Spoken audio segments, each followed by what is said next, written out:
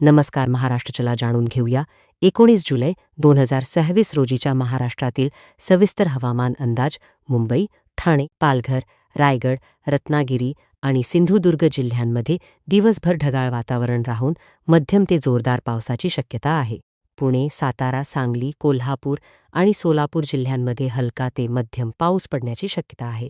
छत्रपती संभाजीनगर, जालना, बीड, धाराशिव, लातूर, परभणी, हिंगोली आणि नांदेड जिल्ह्यांमध्ये ढगाळ वातावरणासह हलका ते मध्यम पाऊस पडण्याची शक्यता आहे.